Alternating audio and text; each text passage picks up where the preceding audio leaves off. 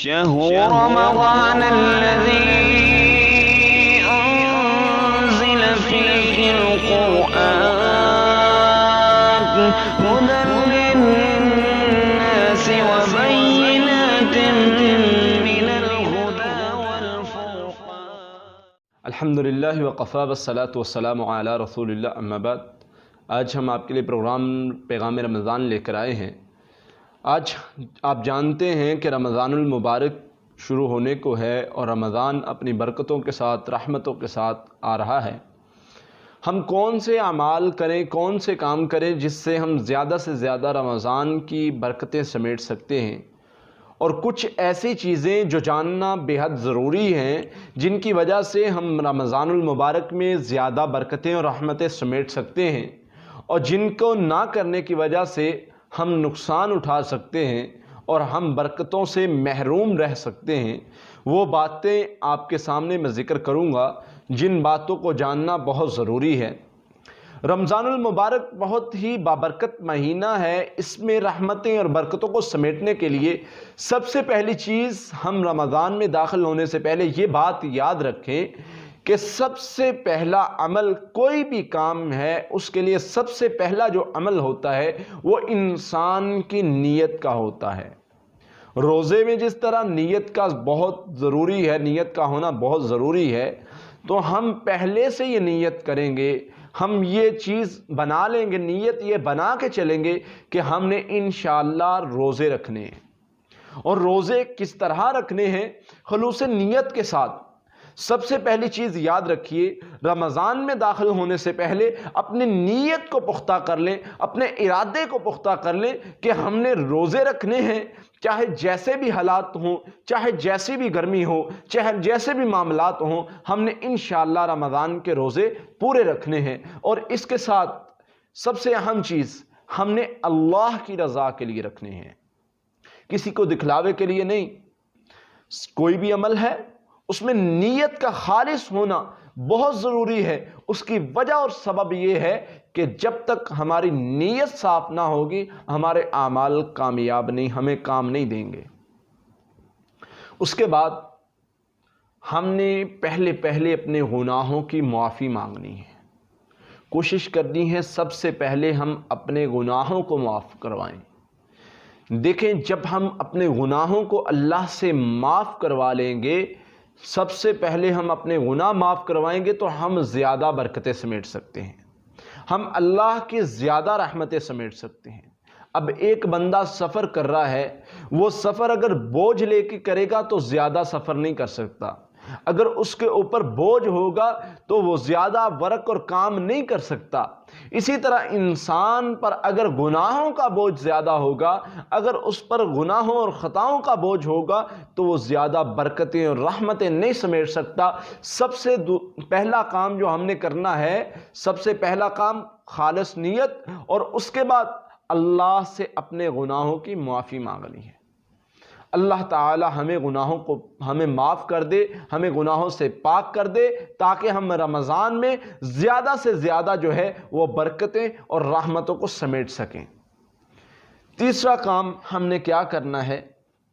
اپنے دلوں کی صفائی کرنی ہے. رمضان میں داخل ہونے سے پہلے یاد رکھیے، ہم نے اپنے دلوں کو صاف کرنا ہے. بغض سے، کینے سے، نفرت سے، عداوت سے پاک کرنا ہے، صاف کرنا ہے. عبداللہ بن مسعود رضی اللہ تعالیٰ فرماتے ہیں کہ جب چاند نظر آتا تو ہم میں سے کوئی ایسا شخص نہ ہوتا جس کا سینہ صاف نہ ہو. یعنی جیسے ہی رمضان قریب آتا تو ہم اپنے گلے شکوے دور کر لیتے، ہم اپنے دل سے جو ہے بغض کو، عدوت کو وہ دور کر دیتے، تاکہ کہیں رمضان میں ہمارے اعمال تباہ نہ ہو جائیں. یہ ایسی چیز ہے جس سے اگر یہ دل میں ہو انسان کے اعمال تباہ ہو جاتے ہیں. انسان وہ چیز حاصل نہیں کر سکتا جو صاف دل کے ساتھ کر سکتا ہے، اس مقام کو نہیں پہنچ سکتا. اس لیے دل کا صاف ہم نے رمضان میں داخل ہونے سے پہلے اپنے دل کو صاف کرنا ہے. اس کے بعد وقت کی پلاننگ یہ بہت ضروری ہے. کوئی بھی کامیاب انسان ہے وہ کسی بھی سفر پر جاتا ہے یا کہیں بھی جاتا ہے تو وقت کی پلاننگ کر لیتا ہے کہ میں نے کیسے وقت گزارنا ہے، کہاں پر کیا کام کرنا ہے۔ تو رمضان میں ہم نے اپنے وقت کی پلاننگ کرنی ہے کہ ہمارا وقت جو ہے ہم نے اس کو ضائع نہیں کرنا، بلکہ اس کو بہتر طریقے سے گزارنا ہے تاکہ ہم زیادہ سے زیادہ رحمتیں اور برکتیں سمیٹ سکیں، زیادہ سے زیادہ دین کا کام کر سکیں، زیادہ سے زیادہ ہم نیکیاں اور اجر کما سکیں اور اللہ کے قریب ہو سکیں۔ اس کے بعد جو کرنے کا کام ہے، قرآن سے جڑ جانا ہے۔ رمضان سے پہلے ہی ہم قرآن سے جڑنا شروع ہو جائیں، قرآن سے محبت پیدا کر لے۔ یاد رکھیے قرآن بھی اس سے محبت کرتا ہے جو قرآن سے محبت کرتا ہے۔ امام مالک رحمہ اللہ فرمایا کرتے تھے یہ شہر القرآن بھی ہے، یہ قرآن پڑھنے کا مہینہ بھی ہے۔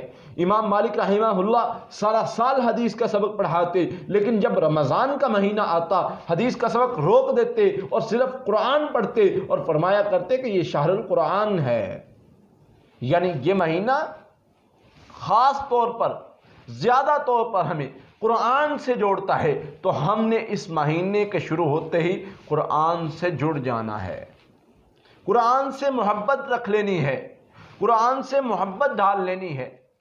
اور بہت سارے صحابہ کا یہ عمل تھا کہ وہ جیسے ہی رمضان قریب آتا اپنی تجارت کو کلوز کر لیتے، تجارت کو بند کر لیتے اور خاص اپنے آپ کو رمضان کے لیے فارغ کر لیتے تاکہ ہم رمضان میں زیادہ اعمال کر سکیں، تاکہ ہم رمضان میں زیادہ کامیابیاں حاصل کر سکیں، تاکہ ہم رمضان میں زیادہ برکتیں اور رحمتیں حاصل کر سکیں۔ اس کے لیے ضروری ہے ہم وقت کی پلاننگ کریں، اس کے لیے ضروری ہے کہ ہم اپنے آپ کو زیادہ کاموں سے جو ہمارے عام روٹین میں کام ہوتے تھے ان سے فارغ ہو کر اللہ کے لیے وقت نکالیے تاکہ ہم زیادہ اللہ کی رحمت حاصل کر سکیں اور زیادہ اللہ کے قریب ہو سکیں۔ یہ چیزیں ہیں جو رمضان کے آنے سے پہلے بہت ضروری ہیں، جن کا حاصل کرنا، جن پر عمل کرنا بہت ضروری ہے۔ اس میں سب سے پہلی چیز خلوص نیت ہے، نیت کا درست کرنا، اپنی نیت کو بالکل درست کرنا کہ خالصتاً میں جو بھی عمل کرتا ہوں وہ اللہ کے لیے کروں گا، اس کے علاوہ میں کسی اور کے لیے عمل نہیں کروں گا۔ اور اپنے گناہوں کی معافی مانگنا، اللہ کے قریب ہو جانا۔ گناہوں جب اللہ تعالیٰ سے گناہوں کی معافی مانگتا ہے تو انسان اللہ کے قریب ہو جاتا ہے۔ تیسری چیز اپنے دل کو صاف کرنا۔ بہت سارے لوگ ہوں گے جو اعمال کر کر کے تھک چکے ہوں گے لیکن ان کو ان کے اعمال کا بدلہ نہیں دیا جائے گا۔ اس کی وجہ اور سبب کیا ہوگی؟ اس کی وجہ اور سبب یہ ہوگی کہ ان کے دل صاف نہیں ہوں گے۔ اس لیے ہم نے رمضان آنے سے پہلے اپنے دلوں کو صاف کرنا ہے اور ہم نے وقت کی پلاننگ کرنی ہے۔ رمضان میں داخل ہوتے ہی ہم نے اپنے فضولیات کو، لغویات کو چھوڑ کے خالصتاً جو ٹائم ہے وہ اللہ کی عبادت کو دینا ہے اور اللہ کے دین کے کاموں میں صرف کرنا ہے تاکہ ہم رمضان کی برکات اور رحمتوں کو زیادہ سمیٹ سکیں۔ اس کے ساتھ جو ہے قرآن کے ساتھ جڑنا ہے۔ اس مہینے کا خاص مقصد قرآن کے ساتھ انسان کو جوڑنا ہے۔ اور آخری جو چیز ہے، باقی سارے معاملات کو وائنڈ اپ کر کے، بند کر کے، ختم کر کے رمضان میں صرف اور صرف اللہ کی عبادت کے لیے اپنے آپ کو خاص کر لینا ہے۔ یہ کام آپ نے رمضان سے پہلے، رمضان کی تیاری میں کرنے ہیں، رمضان میں داخل ہوتے ہی یہ رمضان میں شروع کر دینے ہیں۔ اللہ تعالیٰ سے دعا ہے اللہ تعالیٰ ہمیں عمل کرنے کی توفیق عطا فرمائے۔ وآخر دعوانا الحمدللہ رب العالمین۔ قاتلوهم يعذبهم الله بأيديكم ويخزهم